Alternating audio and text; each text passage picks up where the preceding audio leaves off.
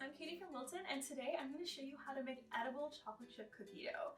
Now we all know it's not really safe to eat raw cookie dough because it can make you very sick, but it's so tempting when you're making cookies. It's just right there taunting you.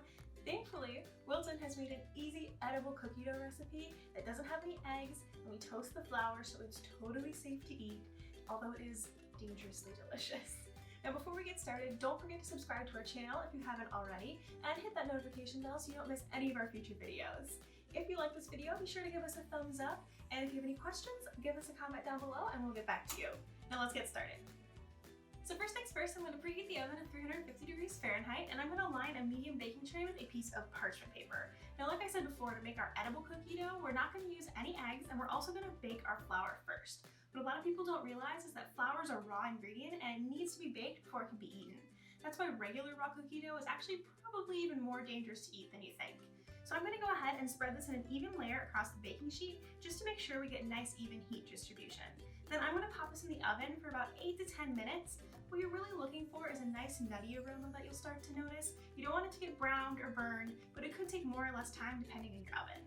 Next, in my medium bowl, I'm going to go ahead and combine half a cup of softened butter, a third of a cup of firmly packed brown sugar, and a quarter cup of granulated sugar. I'm going to beat this on medium speed until it's nice and smooth and light. It's going to be about 4 to 5 minutes with an electric mixer like this.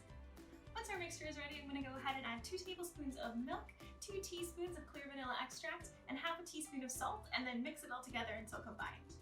Over here we have our flour that's been baked and totally cooled, and I'm going to go ahead and add that in now. And I'm just going to mix it together until the flour is totally absorbed and you'll start to see your dough form, and that'll take about a minute.